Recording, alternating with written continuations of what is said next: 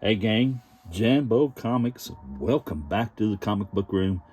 Got some things to show you, some things I picked up from the Lexington Comic Con. That's right, the good old Lexington Comic Con. Went on Thursday night. It opened at 6 and got to dig through some books. Met up with my good friend Bub from Bub's World, Bub's Comics. Met him there. We had a great time looking around, just checking out some of the books and things. Was a pretty good con. Just wasn't as much golden age there as there had been previously in the last year or two, but still a good con. Getting to be a lot of other things besides comics there. That would be my only critique. I know a lot of other people have talked about Comic Cons they've been going to and finding the same thing, where you go to a Comic Con and you get a lot of other stuff besides comics. And that's kind of a turnoff for me, especially when I go to a con and it's considered to be the night that everybody goes to check out comics. And there's still a lot of other things, like the swords, the t-shirts, the knickknacks and Funko Pops and all that good stuff. Everything but comic books, but there was a few, and I did do some digging, and we found a few books. But before I show you those, I'll show you a couple of things I picked up at a local shop in Lexington, Kentucky. I, like everybody else, got my Daredevil #1. Unfortunately, it is the reprint, but still cool to have. Daredevil #1, and I don't have to worry about being so careful with it when I read it. And I got this Frank Miller Daredevil out of a dollar bin, so I figured it was worth $1, #174. And I got one more thing from a local shop I'll show you that I thought was pretty cool, and I think I gave about $8 for this, and it may have been a little pricey, but Supernatural Thrillers #1, and has It. This is from a story from Theodore Sturgeon, The Thing That Couldn't Die. And what's really great about this is that is a Jim Steranko cover on this one. Bronze Age Marvel horror and Supernatural Thrillers #1. This one wasn't in high grade, but it wasn't terrible either. So yeah, and it had a great Steranko cover. So pretty awesome. Some kind of swamp creature there, it looks like. And I did read it, and it was a good story. It was a pretty good story. Okay, so I'll show you the books that I picked up from the con. That's right. Got this one. This is the only non-Golden Age that I picked up. This is Conan #37 with a great Neil Adams cover, and just got it because it was in really nice shape. And the one I had was probably good to very good shape, so just an upgrade for me on this book. And a great Conan cover there by Neil Adams, and the chick with the super long legs there. So #37, great cover, fantastic Conan. And like I've been telling you guys, I've been upgrading some of my books in my collection, trying to get the best copies I can and finish up some runs and stuff. Okay, and now the first book I'm going to show you is a really low grade book, but I got it at a good price and had fantastic cover on it. And it's from 1948, #12 from Pines Publishing, and Alley Oop #12. Great good girl cover there. I guess like a Cleopatra type girl there, and the gossamer type top she has on there. I thought that was kind of cool. Oh, alley-oop belting the guy there. in the Roman garb. So yeah, just a great cover. Alley Oop, I love these. Are fun reads. Oh, Alley Oop the Caveman, and was quite a big deal back in the day. And like I said, yeah, it's a really low-grade copy. It had stains and tape on the spine, a chip missing down there at the bottom right, dust shadow up here. Insides were nice and in pretty good shape, but still, even though the cover has all those problems, it's a great looking good girl cover there of Alley Oop number 12. Like I said, this is from 1948 and Pines Publishing. So yeah, they used to be standard, and that's what this book is. This is from 1950, and it is Thrilling Comics. Later, when the Thrilling run kept going, they turned into like a Western title, and Buck Ranger, I'm thinking that's Buck there. I'll have to get to Ranger Slide to tell me, but Buck Ranger, yes, was in this title, and it had some great artwork on the inside. This is an Alex Schomburg cover, which was the main driving force of me getting this book. Love Alex Schomburg's work, and anytime I can get them at a reasonable price, I think I gave like $40 for that. So awesome cover. It was in nice shape. Somebody had stamped a W there. I'm not sure if that was a store W or what, but Standard Publications, Thrilling Comics number 77 from 1950. Alex Schomburg, you can see he signed it down there at the bottom left.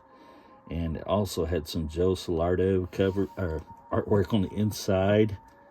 And our good friend Art Soff did some artwork on the inside. Thrilling Comics, nice Western there. Beautiful, beautiful. There you go, Western lovers. Saving the old guy from the quicksand, maybe? I don't know. But beautiful Alex Schomburg work. Yes, it's quicksand. The danger sign there. Come on, Jambo. Alright, guys. And, you know, I had my eyes open for good girl comics and jungle stuff, but there wasn't a lot of it there. Not a lot of jungle books that I didn't have. And I did find a nice Fox book. This is from 1949. And Dagar Desert Hawk. This is number 22 from Fox Publications. And they're really great. This is a Damon Good cover. He did a lot of the work on Dagar Desert Hawk. And yeah, this is a fantastic good girl cover there. I'm guessing maybe she's in, I don't know if she's in bondage or not, but she sure is scared by that cobra there. But Dagar is taking care of it with the old pistol. Blood shooting through it there and everything. Bam. Yeah, really cool cover. Fox Publications.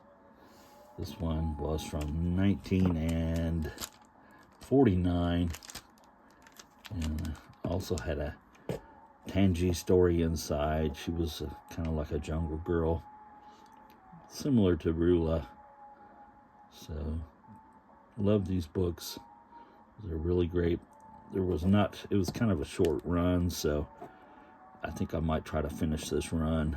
I have number 14 over here. That is the first issue. So, we have number 22, so, yeah. I think there's about 8 of them, so very cool. Love those. Awesome. And I got a pretty good deal on that. I got that from the Buzzard Brothers.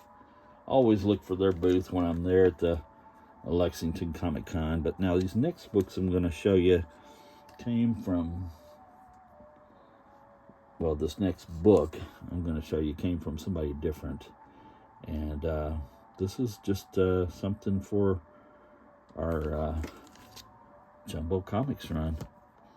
And this is number 147, Jumbo Comics. Great Sheena cover there. And this is a Maurice Whitman cover. You can tell by the babe there. Beautiful artwork, Maurice Whitman. Colors are fantastic on this. I've seen 2 of these there, and I needed this one. I'm almost done with the later run Jumbo Comics, but I did need this one. And old Bubs, he was there, like I said, and he found this one, pulled it out first, and let me have it. Passed it on to me. Thank you, buddy. I appreciate that. It helps me out. Mark this one off my list. And one less for the run I'm looking for. And fantastic cover. And it was in pretty nice shape. I think the staples were loose, but the cover was in great shape. The interior was nice, and the back cover was in good shape also. And like I said, those colors were fantastic, man. So great stuff. Fiction House, Jumbo Comics. A little tear up here, but I'm not worried about that. Beautiful cover. Thank you, Bubs, for digging that one out for me. I think this one was probably, I didn't write it on here, but this one was probably from 1950. It was later in the run, like I said, number 147. Beautiful Fiction House, Sheena, Jumbo Comics. I'll add that one to my Jumbo Comics run. Super fantastic. All right, guys, this next book I've been looking for a long time. Never could find one at a good price. They're always really pricey. And if you look at them online, you can't find them for under like $500. You know, just they're outrageous. And I think it's because they're this is like a horror cover in this particular run that is not like a horror comic run. But people love this cover, and it is fantastic. And I didn't write any information down on this, so I'm going to forget the year, but I know that it's a Dick Ayers cover. And Bobby Benson's B-Barbie Riders, this is number 14. And a great Bondage cover there. Horror cover. Everything that you want. Great colors. Even has the Ghost Rider up here in the top left-hand corner. Fantastic book. And people really, it's really sought after. People like this book. And I do too. I've been looking for it, like I said, for a long time. Mostly to finish out my Bobby Benson run. And I'm getting pretty close with that. And this one will go a long ways toward finishing that run up for me. This one is, like I said, it's always really pricey and just hard to find. People want one arm and one leg or one skeleton or something like that for it when they have it. But it's just so cool with all the heads hanging back here in the background. The hunchback scientist guy that's about to torture and cut up the girl, and he's got some kind of experiment going on there. She's strapped to the table, and the head over here on the other table, I guess. Skeleton chained up there. Bobby Benson coming in there to save the girl. Just an awesome cover. Dick Ayers, like I said, and also had a Dick Ayers Ghost Rider story in the back of it there. So just a really fantastic book. And I found it, and the guy wanted $150 for it, and I talked him down. He wasn't budging off his price much, and I really don't blame him because it is super expensive. I mean, I pointed out all the flaws. It had some chipping right here, a couple little chips missing, and there's a tear by the girl here, but everything is still attached, but there was just a tear there. So I kind of straightened that out a little bit. It looks a lot better. He was wanting 150, so I got him down to 120, and we kind of made the deal, made it happen. So just glad to have this one.